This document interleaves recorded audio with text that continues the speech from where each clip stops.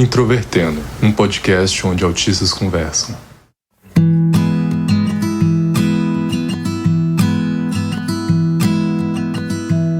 Um olá para você que é ouvinte do Introvertendo, esse podcast feito por autistas para toda a comunidade. O meu nome é Thaís Moskin, eu sou autista, tenho 30 anos e fui diagnosticada em 2018. E hoje eu vou ser host desse episódio em que a gente vai falar sobre sedentarismo. Olá pessoal, sou Paulo Alarcon, diagnosticado em 2018 e já fazem vários dias que eu não alcanço minha meta de 10 mil passos da Mi Band.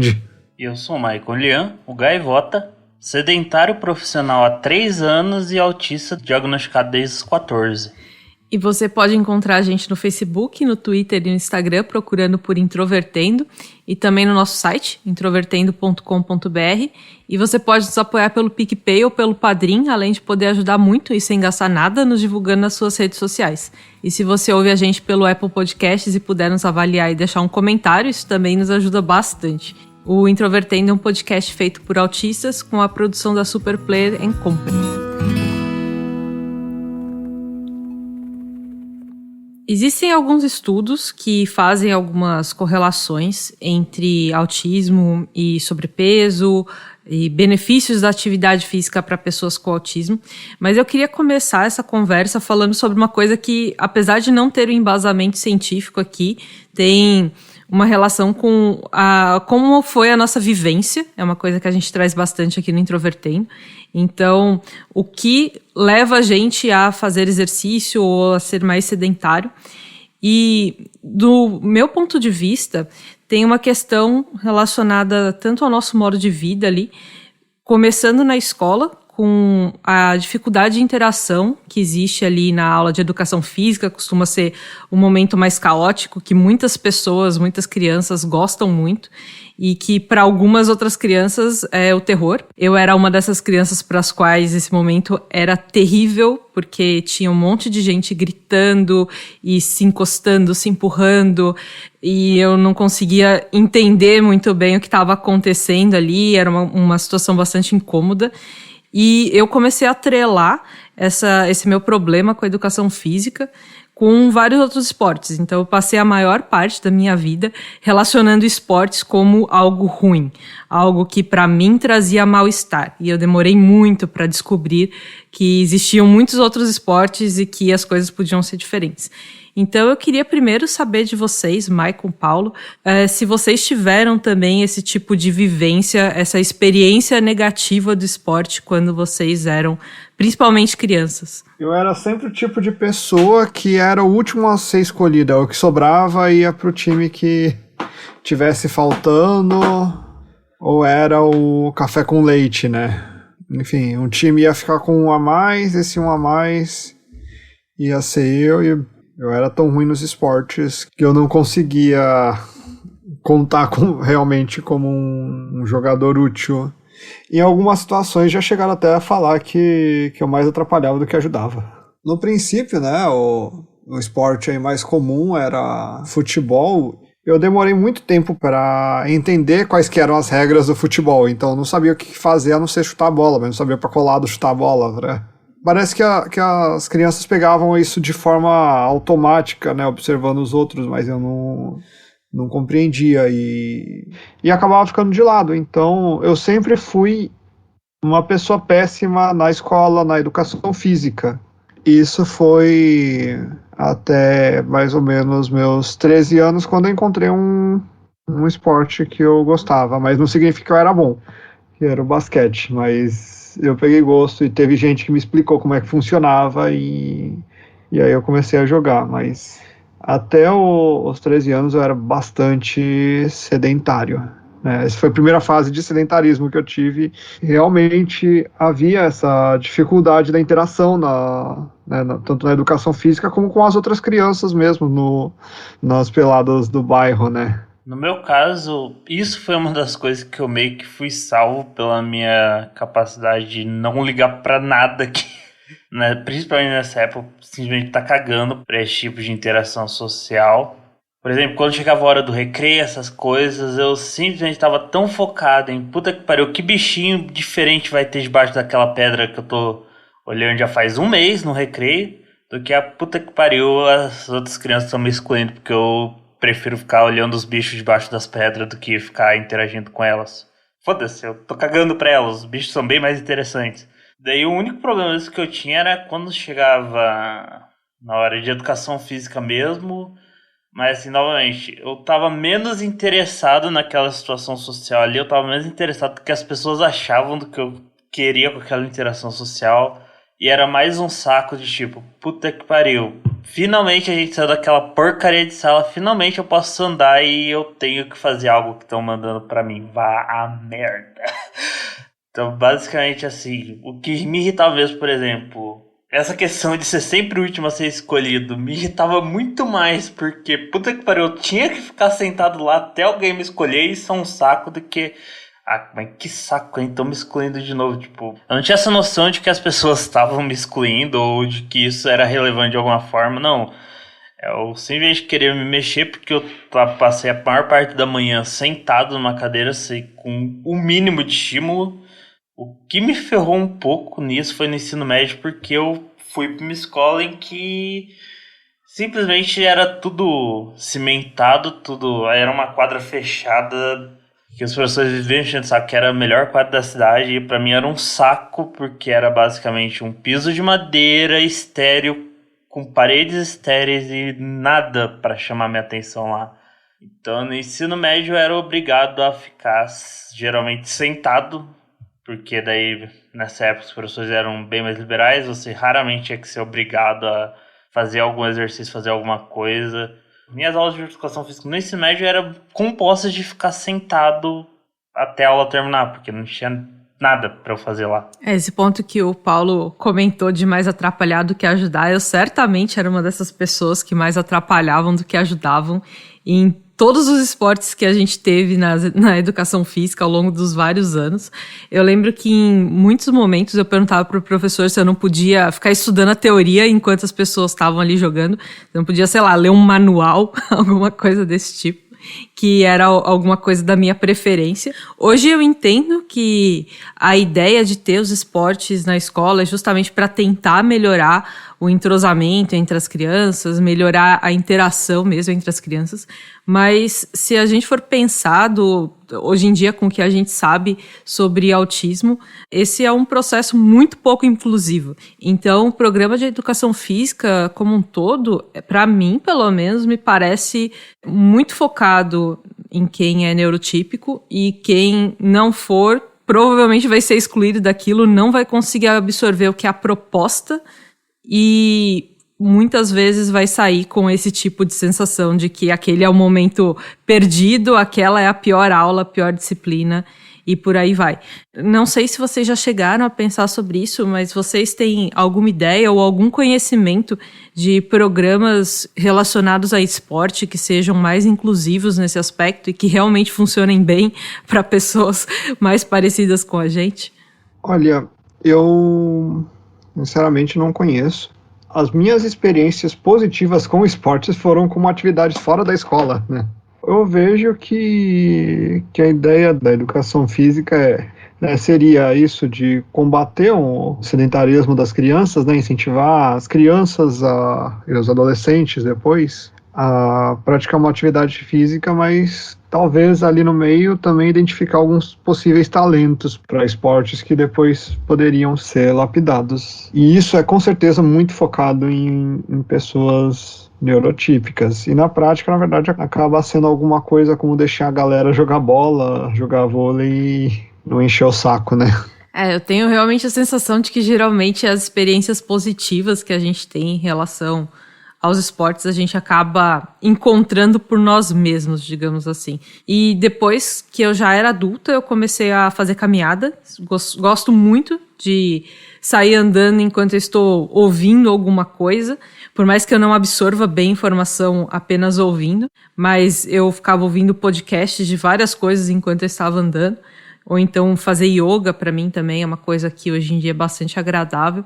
E uma coisa que eu tenho a impressão é que quando a gente começa a gostar de um desses esportes, quando a gente encontra algum que interessa pra gente, e começa a estudar mais sobre ele, saber um pouco mais sobre ele, a gente encontra também algumas pessoas com quem a gente pode compartilhar algumas ideias, como fazer alguma coisa melhor, o que é um problema que talvez outra pessoa já tenha tido e que a gente pode tentar resolver. Então, eu acho que tem uma chance maior de a gente conseguir uma interação social a partir de um esporte que a gente gosta, com um pequeno grupo de pessoas que também gostam daquilo, compartilhar de fato um tema que interesse pra gente, do que simplesmente o oposto, né? Que é a gente ser jogado dentro do esporte, que a gente não sabe o que está acontecendo, e com um monte de gente. Acho que até se a gente for pensar em termos de como funciona o processamento de uma pessoa autista, esse tipo de programa não faz sentido, mas devem existir formas que espero que pessoas estudem para isso, para criar programas mais inclusivos, para evitar que ou mais pessoas, mais autistas se afastem do esporte, seja por se sentirem excluídos, mas seja também por, às vezes, se sentirem em uma situação muito incômoda pelos mais diversos motivos ali. Uma coisa que me aconteceu, assim, foi o esporte que eu mais gosto, que eu mais gostei de praticar e que eu gostaria de voltar a praticar, mas por N razões não consegui até o momento. Foi quando eu tinha 16 anos que eu comecei a praticar Kung Fu. E isso até virou um hiperfoco, porque o Kung Fu é muito mais do que arte marcial, tem a questão da história, da filosofia. E, na verdade, eu pratiquei por muitos anos, acho que foram 7 anos praticando.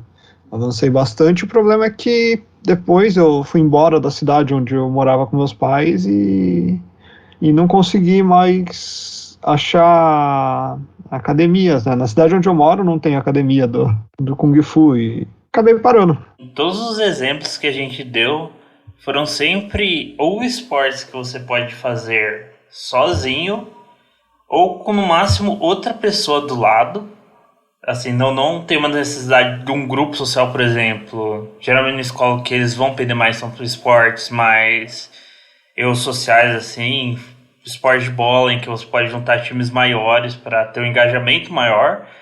Enquanto a nossa preferência sempre tende para ser algo um pouco mais com grupos sociais menores, com interações sociais menores, independente necessariamente você ter elas ou não, porque em todos os casos a gente, da Thaís comentando e do Paulo e eu, você vê que no final das contas você acaba compartilhando isso com outra pessoa, mesmo você gostando do fato de você poder fazer sozinho, você acaba interagindo com as pessoas, você acaba participando com as pessoas, etc. Porque geralmente você tem turmas que tem muita gente, de 25 até às vezes 40, 50 pessoas numa turma só. Então você tem que achar um jeito de botar toda essa negada para fazer algo junto. É curioso que você pensa, né, uma pessoa só, né, um professor de educação física para 40 alunos. Como é que ele vai conseguir trabalhar e garantir que toda essa galera tá fazendo atividade física? Até aquele objetivo de você encontrar talentos em esportes, principalmente em esportes incomuns, né? Aqui no Brasil se pensa muito em futebol e para homens, vôlei para mulheres, né? Até tem algum vôlei para homens, e o único esporte assim que não é tão famoso, mas que você consegue achar gente para praticar é basquete, né? Depois não se fala em outros esportes, né? Então você não tem um treinamento, por exemplo, para atletismo, triatlon, sabe? E não tem nem como o professor avaliar, testar com 40 alunos, ver se alguém pega gosto por aquilo, né? Que não dê para botar toda a galera para jogar simultaneamente, né? Bom, e um outro ponto que não se aplica a todos os autistas, como a maior parte dos pontos que a gente levanta, é a questão de que existe uma relação que geralmente se faz entre autistas serem pessoas mais desajeitadas, ou pelo menos mais propensas a serem fisicamente desajeitadas. Então, isso acaba levando, não necessariamente a pessoa gostar ou não de fazer alguma coisa, mas às vezes ter um pouco mais de dificuldade em executar bem, performar bem dentro de determinado esporte ou atividade física em geral.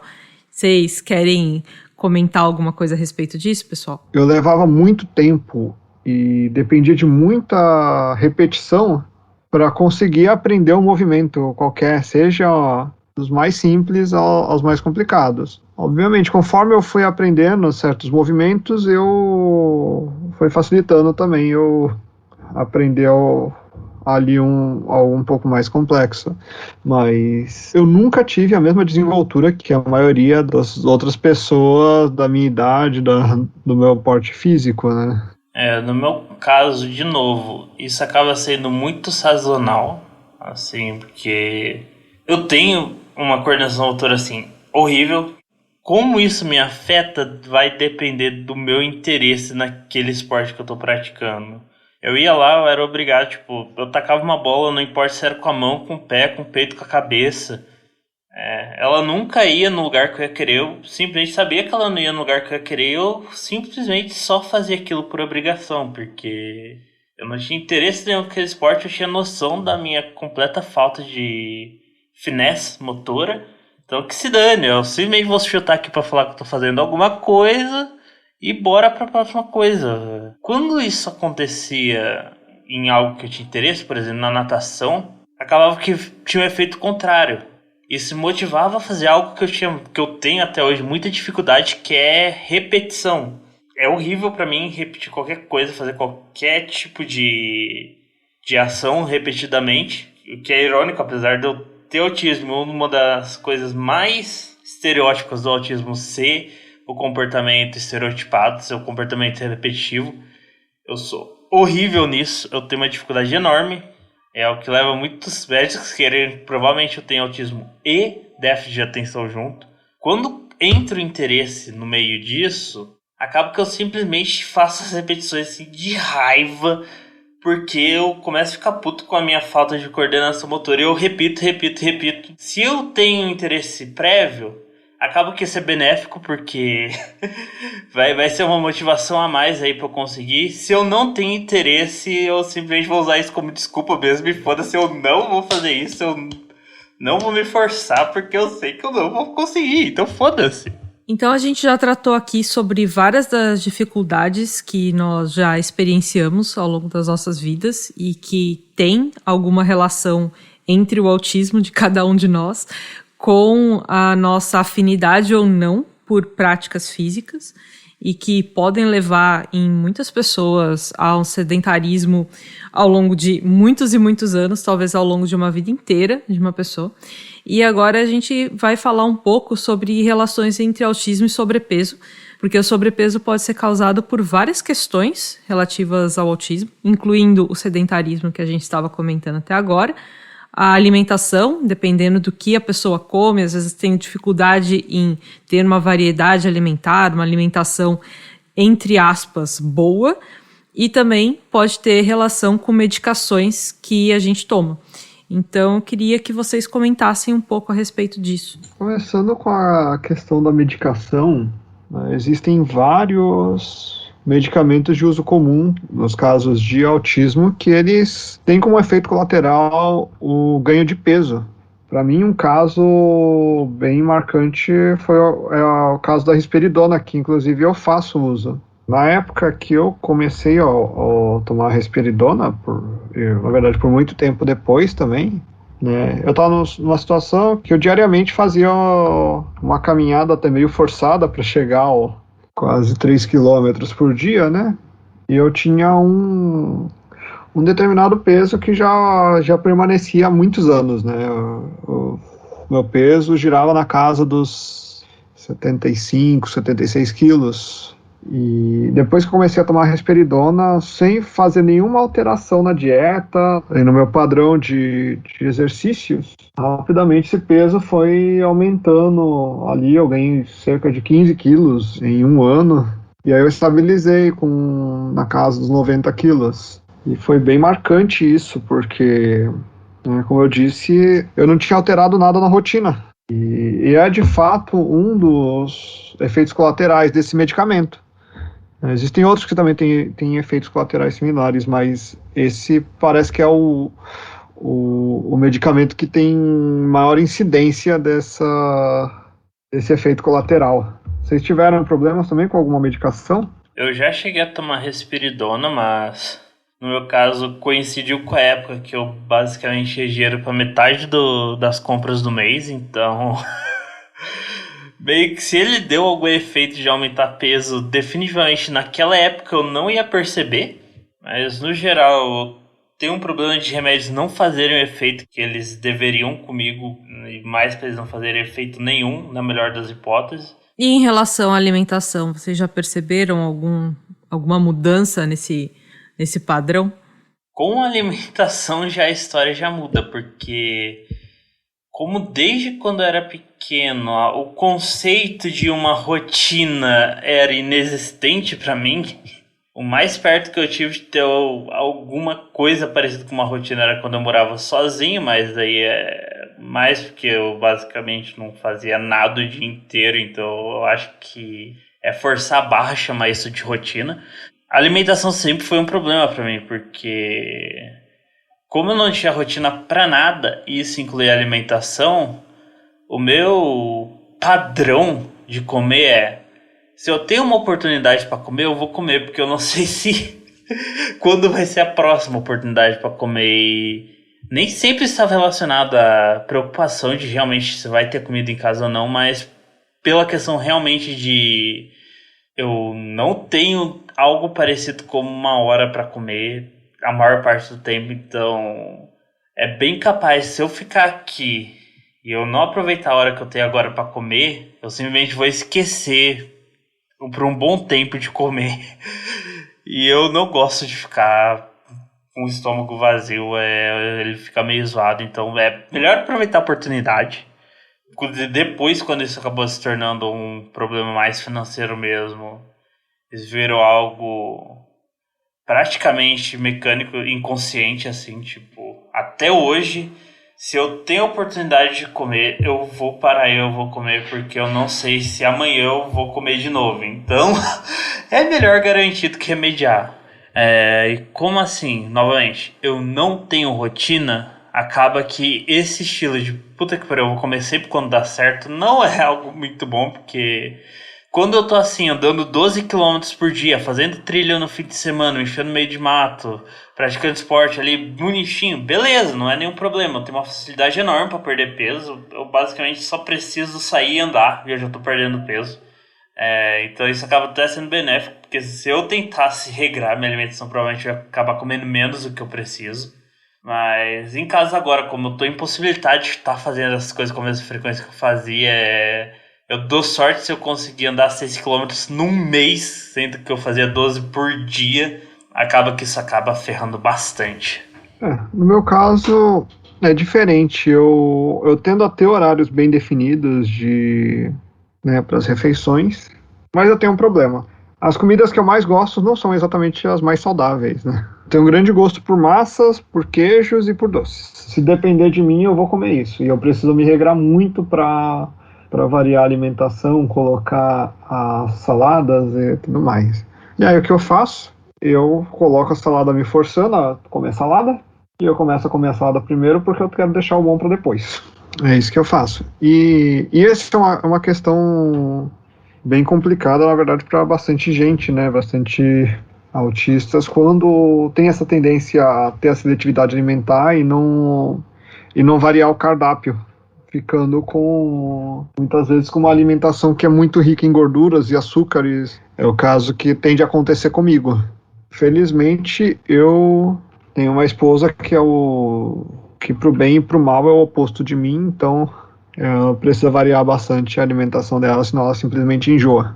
Pode ser a comida mais deliciosa do mundo, só ela come 3, 4 dias, ela enjoa, então ela tá sempre tendo alguma variação aqui. Engraçado que eu imaginei. Muita coisa que você falou acontece comigo também. E, inclusive, essa de comer a salada primeiro e deixar o bom pro final. Eu acho que uma coisa que ficou bem clara aqui, que no nosso caso, a questão da rotina, sem dúvida, é fundamental, universal acho que é uma das poucas coisas dentro do autismo que é universal, tipo, ter uma rotina muito bem definida é algo muito importante. A gente simplesmente para de funcionar se a gente não tem uma rotina bem estabelecida. Mas mesmo em casos que nem o meu, que o fato de eu não ter uma rotina tá fora do meu controle, tipo, não é algo que eu consigo consertar.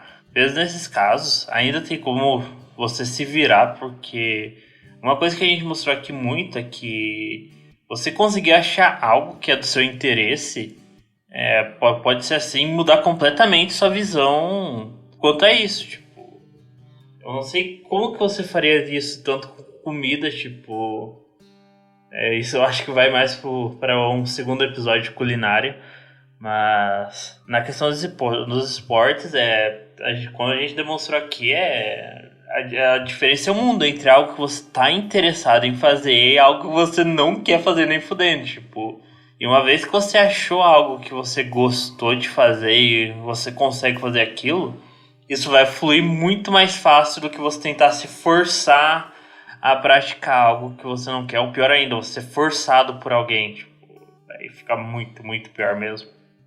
Bem, então é isso, eu acabei de roubar a finalização do nosso host, espero que vocês tenham gostado, eu espero ver vocês nos próximos episódios e até mais, tchau!